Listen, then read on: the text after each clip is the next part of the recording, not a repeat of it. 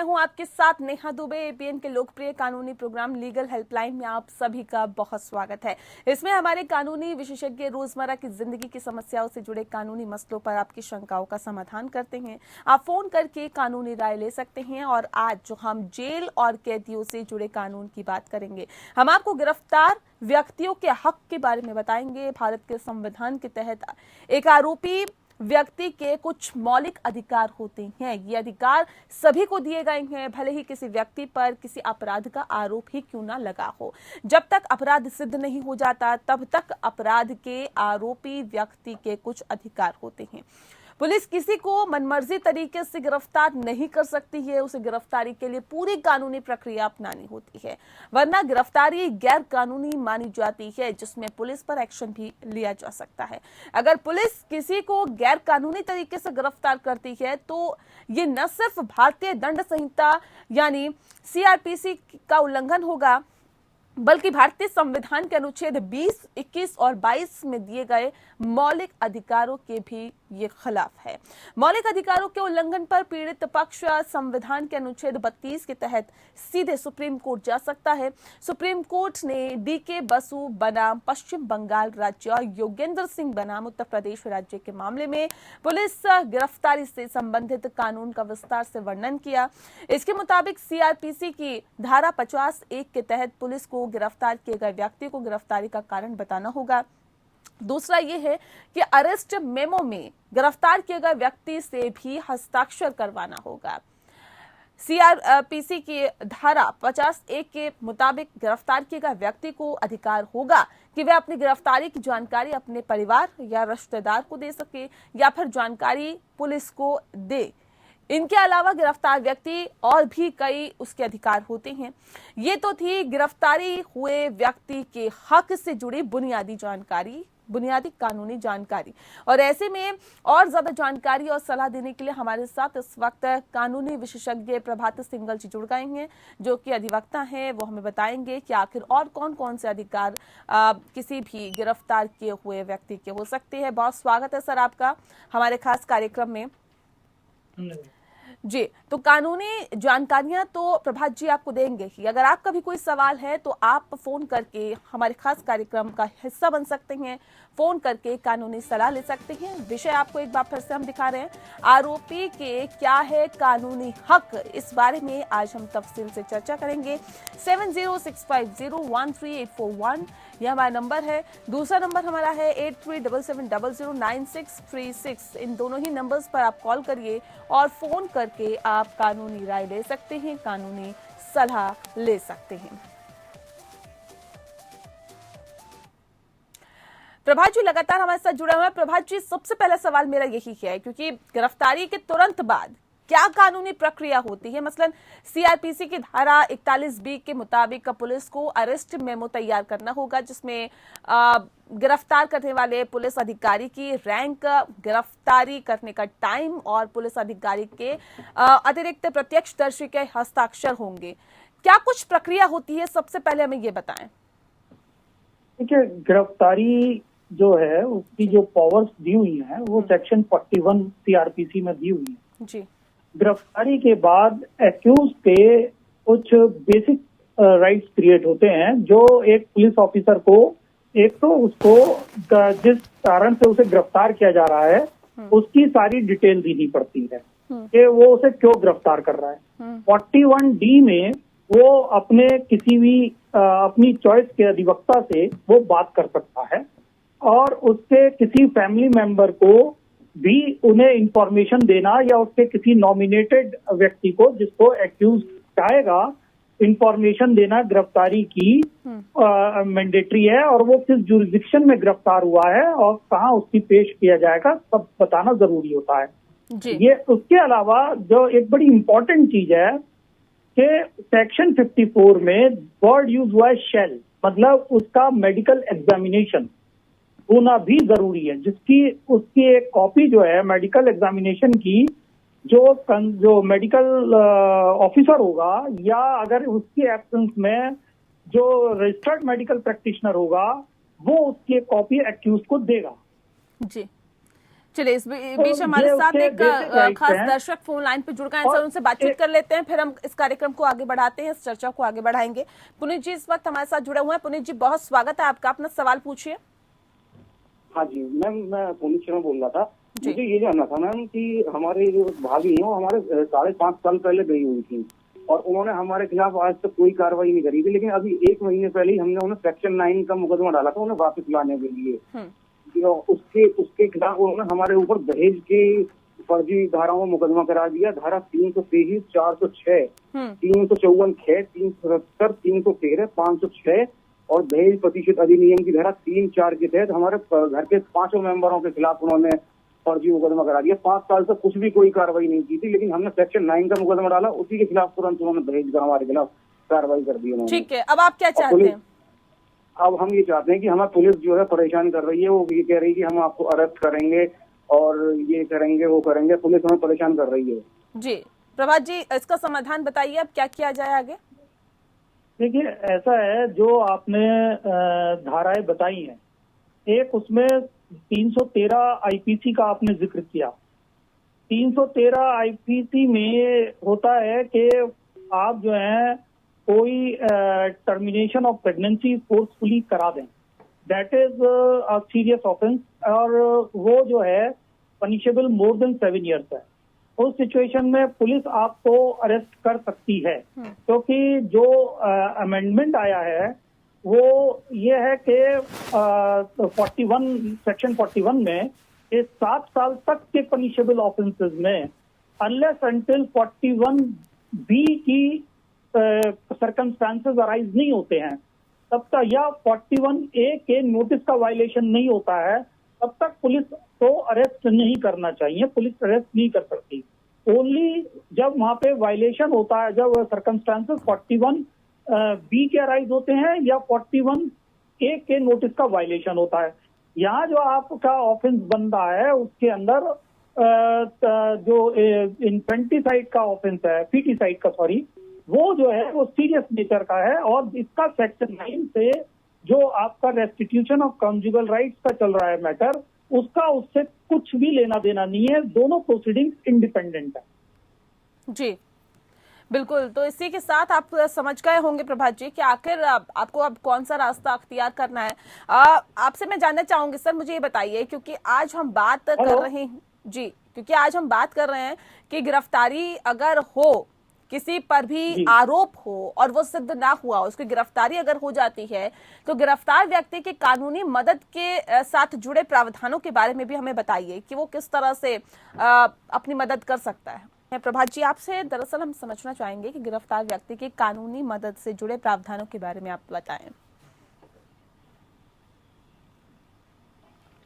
Hello sir, आवाज मिल पा रही है?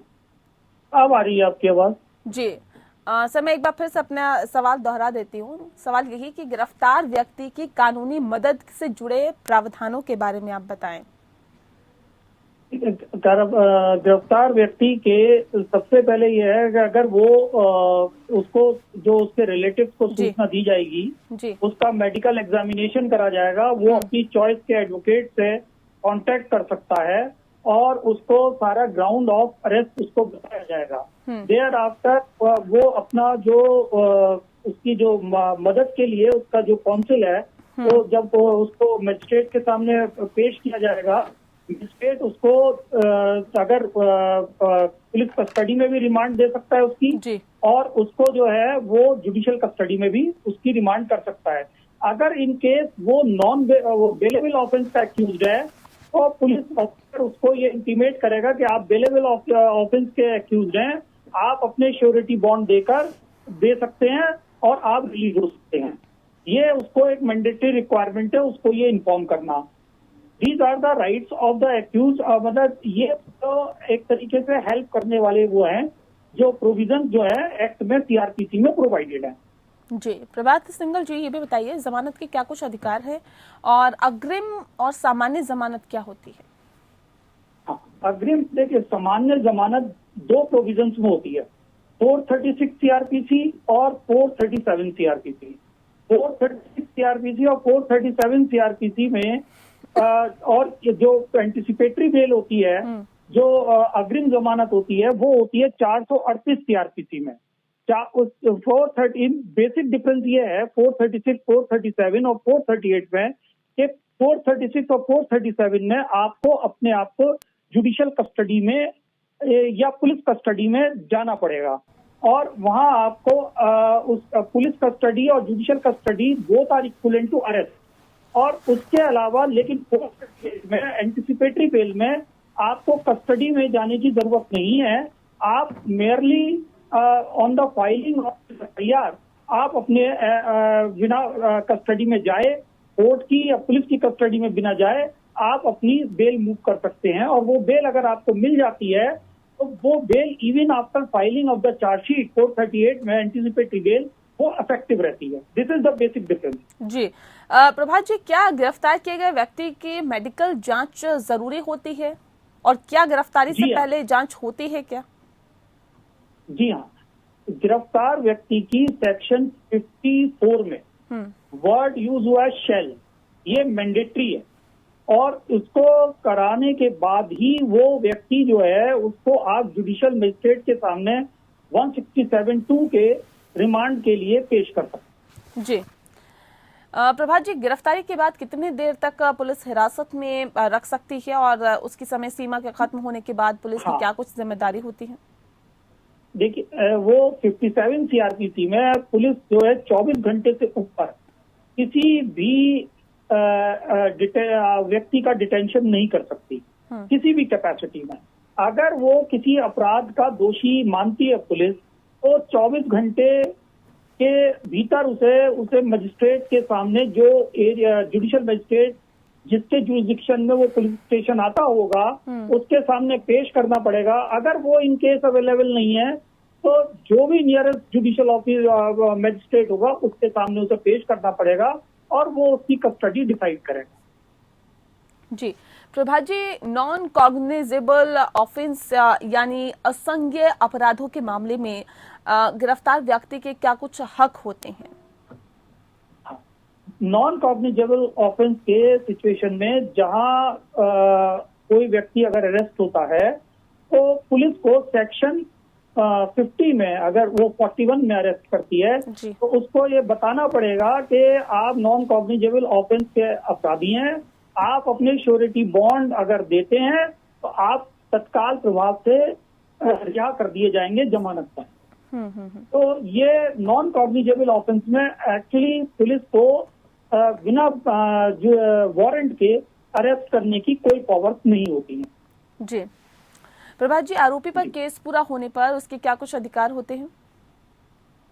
देखिए, आरोपी का केस पूरा होने पर उसका बेसिकली वो बाइज्जत बरी हो गया।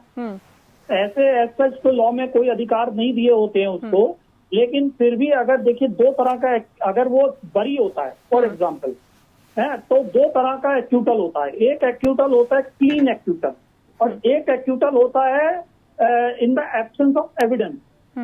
तो जहां in the absence of evidence होता है वहां right of malicious prosecution arise नहीं होता।